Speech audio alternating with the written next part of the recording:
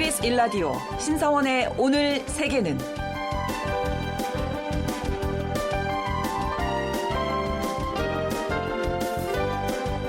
안녕하십니까. 아나운서 신성원입니다. 현충일과 6.25 전쟁일이 있는 6월은 대한민국을 지키다 희생한 분들을 기리는 호국 보훈의 달입니다. 우리나라의 국가유공자뿐만 아니라 해외 참전용사를 기억하고 보답하기 위한 움직임도 이어지고 있는데요.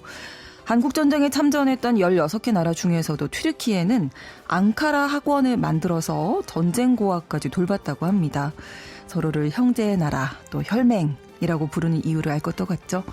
그런데 정작 튀르키예의 요즘 사정은 어떤지, 국제사회에서 어떤 역할을 하고 있는지 관심을 가지지 못한 것 같습니다.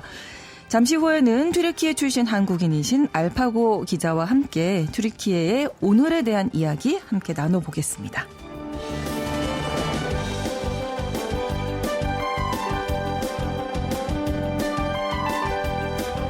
통신원 취재수첩은 세계에서 두 번째로 초고령 사회에 진입한 이탈리아의 노인 돌봄 문제에 살펴보겠습니다. 라오스 북부와 미얀마 그리고 태국이 국경을 접하고 있는 골든 트라이앵글 지역에는 라오스의 경제특구가 조성돼 있습니다. 그런데 이곳이 보이스피싱과 마약 등 범죄 소굴로 전락했다고 하는데요. 관련 내용 수상한 GPS에서 살펴보겠습니다. 6월 6일 금요일 KBS 1라디오 신성원의 오늘 세계는 시작합니다.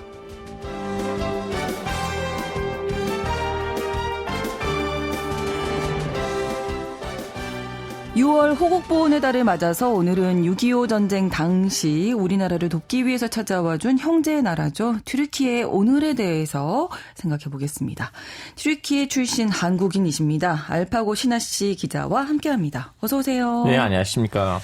많은 분들이 튀르키예 꼭 가고 싶은 곳 중에 넘버원? 이 정도 많이 꼽으시는데. 여행가 강대국 맞아요. 그렇죠. 네. 예, 볼거리도 많고 음식도 맛있고. 네, 튀르키예 어떤 나라라고 그러고. 이제 튀르키예는 딱 세계 대륙사에 끼어 있어요. 네. 이미 튀르키예 영토를 보시면 루멜리 영토는 유럽에 있고요. 아나톨리아 영토는 아시아에 있고요. 바로 튀르키예 밑에는 아프리카가 있거든요. 네. 이 인구는 한 8천만 명 넘고요.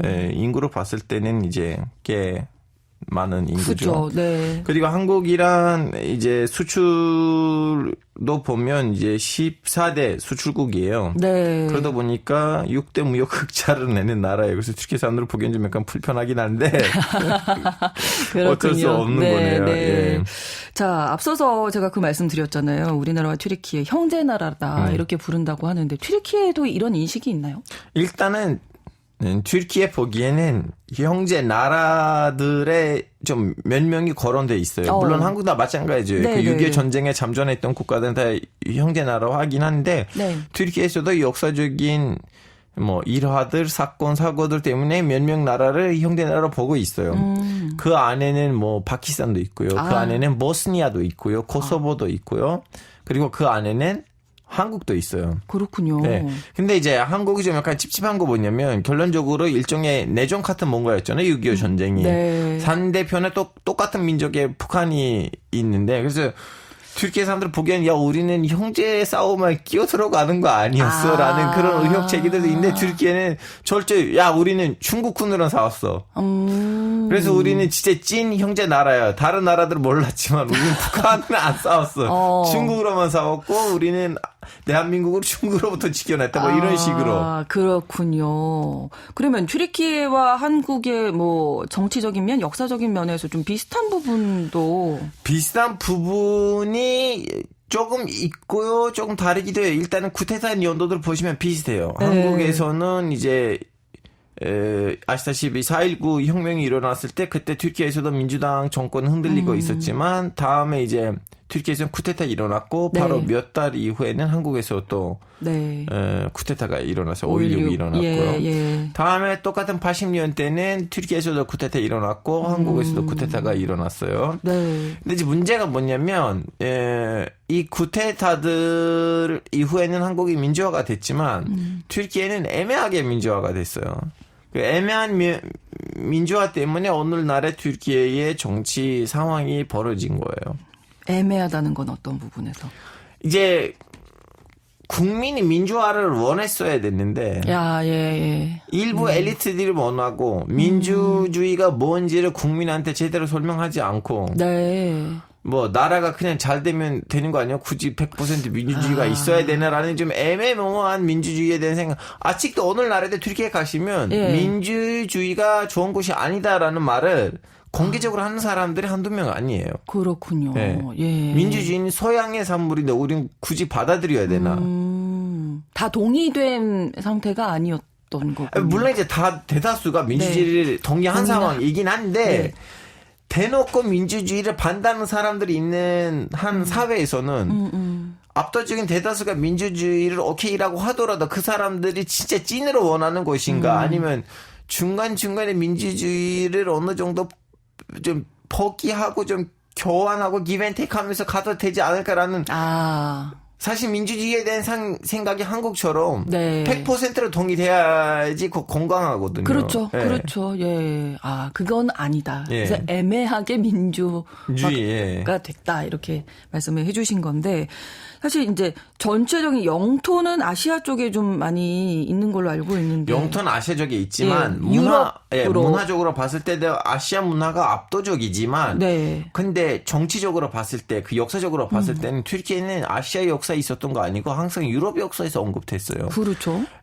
튀르키예는 오래전부터는 이제 1453년에 오스만 왕조가 가서 로마 제국의 수도 콘스탄티나폴을 정복해가지고 이제 자기 수도로 삼아서 본인을 이제 로마 제국이라고 황제다. 로마 제국 황제라고 선포를 했는데 그래서 문제가 뭐냐면 예전에 이제 동로마 서로마 제국도 분리되고 난 다음에 동서로로 이제 주스티니아누스 황제가 다시 가서 로마를 정복하면서 나 로마 제국을 통일을 했다고 했거든요. 네. 그래서 오스만 제국도 이스탄불을 정복하고 난 다음에 과제가 그거였어요. 가서 로마 제국까지 정복을 해야지. 네. 이거는 깔끔한 정리다.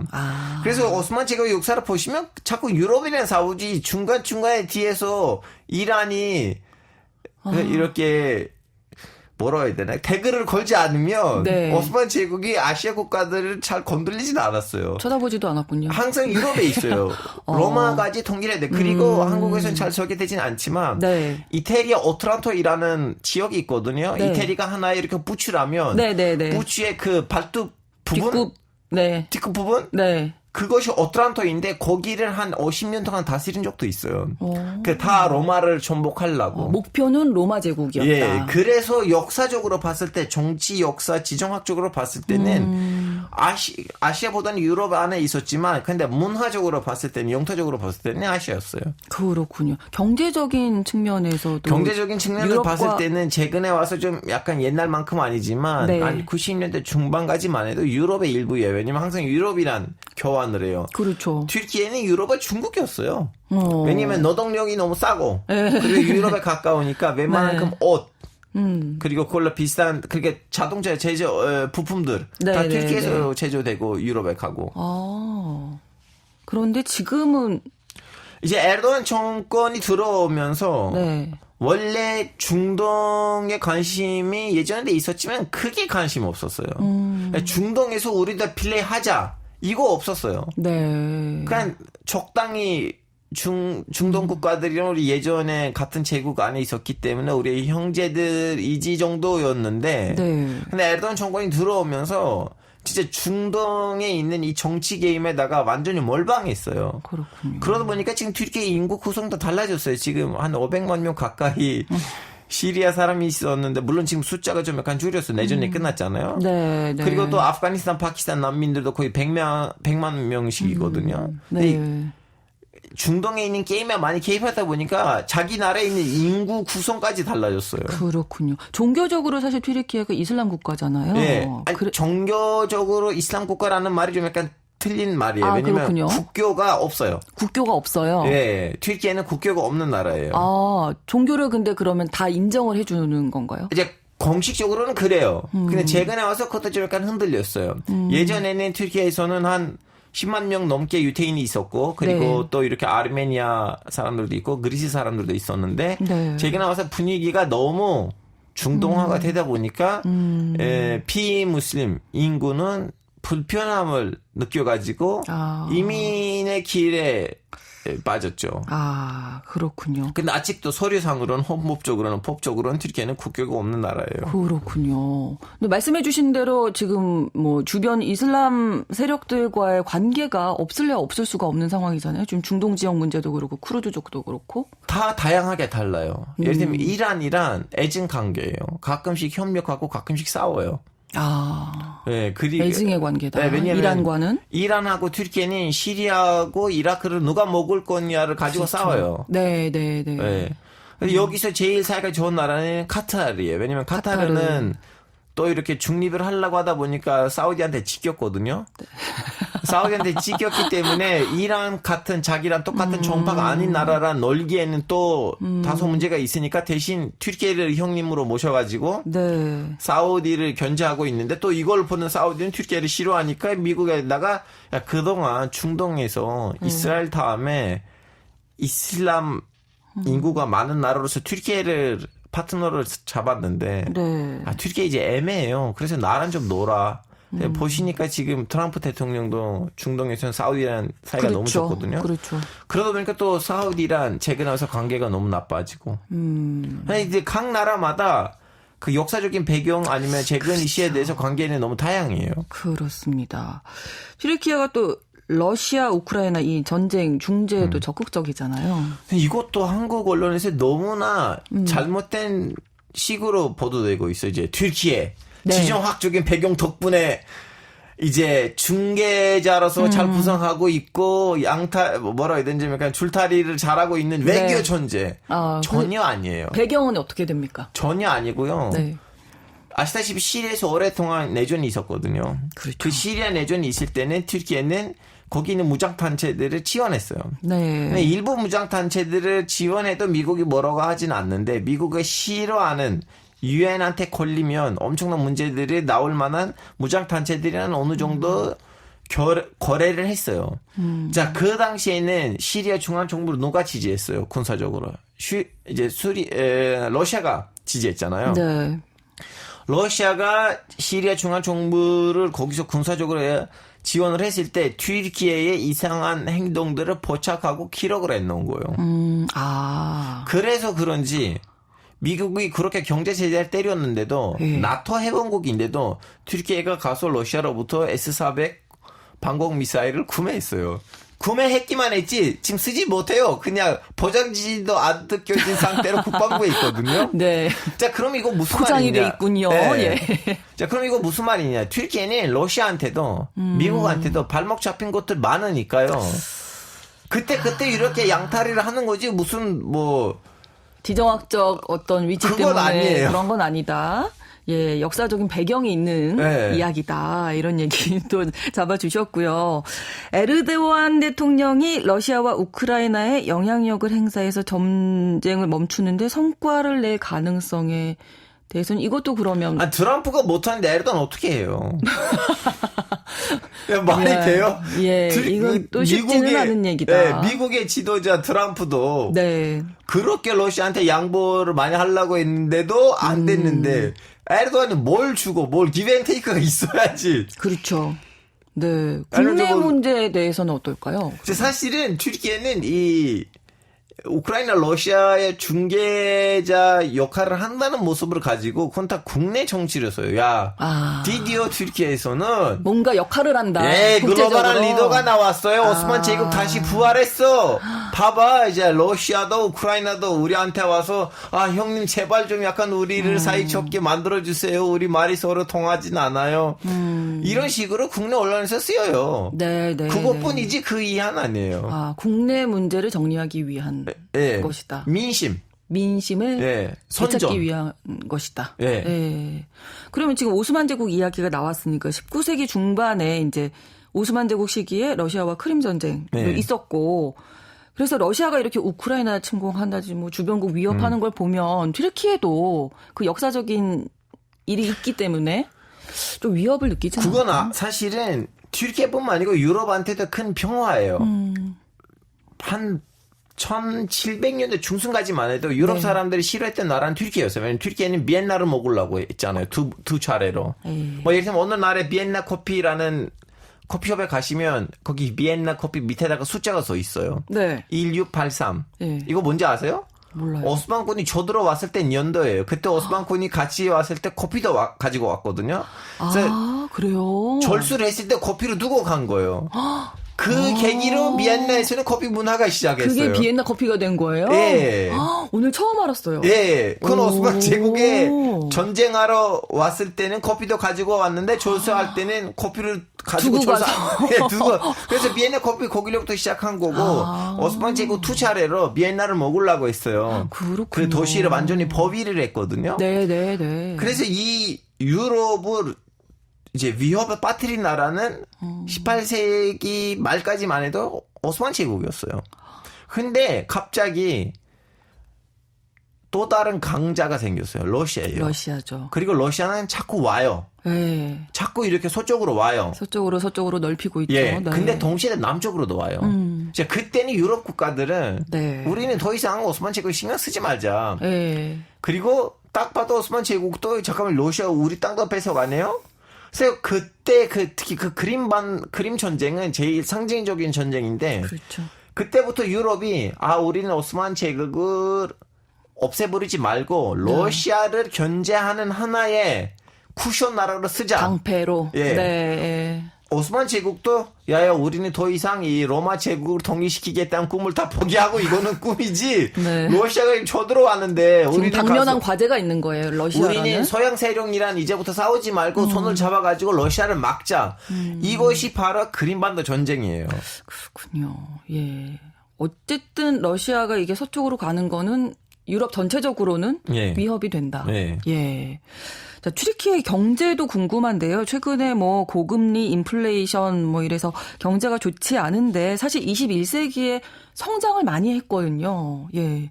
그 경제 성장의 배경은 어떻게 보십니까? 경제 성장 배경이 정치 안정화였어요.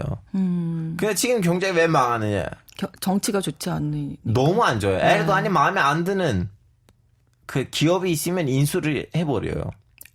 뭐 예를 들면 한국에서 한샘이라는 그 가구 회사가 있잖아요. 예. 한샘보다 훨씬 몇 배로 더 큰 가구 회사가 있었어요. 저도 몰랐는데 그 회사는 세계적으로 이케아랑 경쟁하는 가구 회사였어요. 오. 저도 몰랐어요. 튀르키예에 그렇게 큰 회사가 있다는 걸. 워낙 관심 분야 아니니까. 왜냐면 뭐 전자기기 아니면 핸드폰 아니면 뭐 자동차 만들어야지 우리는 수치를 알 텐데. 그런 쪽으로 생각하죠. 예, 이케아랑 싸울 만한 세계적인 가구 회사들 중에 하나였어요, 그 회사. 네. 에르도안이 그 회사를 그냥 인수해버렸어요. 강제로.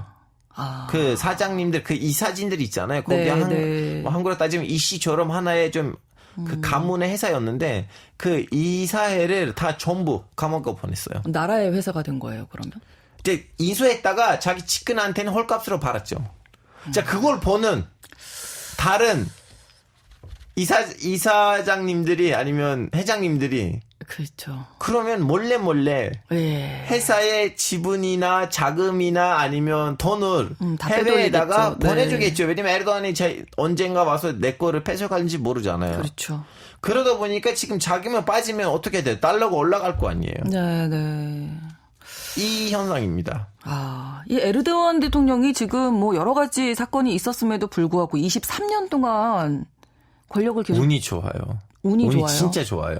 왜냐하면 이번에 이번에 정권 교체됐는데 이번에 진짜 끝났다고 하는데 항상 에르도안한테 도움이 되는 일이 시작해요. 그렇군요. 뭐 예를 들면은 예. 갑자기 달러가 한 2배라 이렇게 튀르키예 리라가 한 2배를 동락한 적이 있었거든요. 네. 그 폭락을 보고 이제 에르도안 끝난 거 아니냐라고 했거든요. 그때 저 코로나 터졌어요. 코로나 터지니까 여러분 내가 잘못한 거 아니야. 코로나 잘못이야. 그리고 우리는 지금 다 연대하고 이 코로나를 이겨내야 돼. 네. 다음에 근데 코로나에 대응을 못해야지. 사람들 많이 죽어요. 숫자를 많이 좀 가려요. 끝날 줄 알았더니 러시아 우크라이나 전쟁이 터져가지고 그랬네요. 우크라이나가 제일 빨리 이렇게 드론을 사가야 됐는데 튀르키예가 엄청 드론을 팔아가지고 또 거기서부터 숨을 쉬고 항상 무슨 문제가 터지면 이제 끝날 줄 알았는데 네. 도움이 되는 일이 터져요. 지금 뭐 경쟁자도 제거하고 종신 집권으로 가는 게 아니냐 뭐 이런 얘기도 나오는데 이제부터는 에르도안이 실수하기가 시작했어요. 왜냐하면 예전에는 뭐 다양한 방법을 해가지고 겉으로 봤을 때는 그래도 민주주의적으로 선거를 하는데 그렇죠. 에르도안은 네. 뭐 그러니까 물론 거기에도 문제들이 있었지만 너무나 대놓고 큰 문제 제기를 할 만한 뭔가가 없었어요. 근데 이번에는 자기 경쟁자를 네. 말도 안 되는 이유로 테러 혐의로 보내려고 하다가 민심 안 좋으니까 그걸 테러 혐의 서류가 있었거든요. 네. 테러 혐의를 아니고 이제 비리 혐의로. 아니 그때 비리도. 민심이 있었다면 테러 혐의로 자기 경쟁자를 감옥에 보내려고 했었어요. 그 정도로 이제는 본인도 위협을 느끼니까 예. 이제 왠지 이제 그 어두운 터널 끝에 있는 빛이 보이는 것 같아요. 마음이 좀 급해졌군요. 어떻게 예. 보면. 정치 전망 어떻게 보십니까? 튀르키예 앞으로. 이제 왜냐면 마지막 선거 정선을 패배했어요. 네. 이대로 가면 이 선거를 이길 수가 없어요. 왜냐면 경제가 너무 안 좋아요. 그렇죠. 쉽지 왜냐면 않겠죠. 튀르키예는 우리가 방금 전 오프닝가 뭐라고 했어요? 관광 대국이라고 했죠. 네, 네. 왜냐? 동시에도 물가가 싸요. 경제가 이렇게 망했는데 물가가 올라갔어요. 이제 외국인들도 관광하러 안 와요. 그러다 보니까 사람들이 그동안 에르도안을 왜 찍어줬어요? 이제 본인이 어느 정도 뭐 독재니 뭐니 뭐 그렇다고 치고 뭐 안정화가 됐기 때문에 우리 경제 성장을 하고 있다는 그걸로 그동안 찍었는데 네. 지금은 자기 삶이 안 좋은데 똑같은 사람을 지킬 수가 없어요. 그렇죠. 뭔가 튀르키예 정치계에도 좀 변화의 바람이 불 것이다. 이렇게. 이제 중요한 건 뭐냐면 자기를 대칭 뭐라고 해야 되냐면 대신할 만한 사람들을 잡아가니까 네. 이제 국민이 누구를 찍어야 되는지는 모를 뿐이지 국민이 바꿔야겠다는 마음을 아마 한 것 같아요. 그렇군요. 자, 그러면 앞으로 튀르키예 관련된 어떤 국제 뉴스 저희가 이제 많이 전하게 될 네. 텐데 어떤 점을 좀 염두에 두고 봐야 할지. 저는 네. 앞으로의 제일 튀르키예하고 같이 가야 되는 문제가 뭐냐면 시리아라고 봅니다. 시리아. 왜냐면 지금 시리아에서 엄청난 변화들이 그렇죠. 있고요. 네. 지금 시리아에서 튀르키예하고 이스라엘이 이웃이 돼버린 상황이에요. 네. 시리아 남부를 이스라엘이 점령을 했고요. 시리아 북부를 지금 튀르키예가 점령하고 있거든요. 그래서 지금 둘 다 튀르키예도 이스라엘도 시리아에 있는 과도 정보에다가 갑질을 해요. 야 이래라 저래라. 네. 그래서 저는 조만간 이 시리아에서는 엄청난 일들이 벌어질 거라고 봐요. 그렇군요. 시리아를 좀 잘 보면 튀르키예의 변화까지 읽을 수 있다. 왜냐하면 에르도안의 정권이 이렇게 오래 됐던 이들 중에 또 하나가 뭐냐면 시리아 내전이에요. 네. 왜냐하면 서구 입장에서는 그래도 에르도안이 있어야지 난민을 막아준다. 왜냐하면 그 유럽 국가들이 튀르키예에다가 엄청난 돈을 주거든요. 난민들 좀 막아달라고. 그리고 또 시리아에서는 아사드 정권을 교체하기 위해서는 튀르키예가 필요해요. 튀르키예를 통해서 이제 서양 세력의 지원이 들어갔거든요. 네. 그래서 그동안 에르도안의 눈을 감은 것도 있었는데 지금부터는 이제 물음표들이 많아지는 판이 열린 거예요. 그러네요. 앞으로 국제 뉴스에 더 자주 등장할 수 있겠다 이런 생각도 들고요.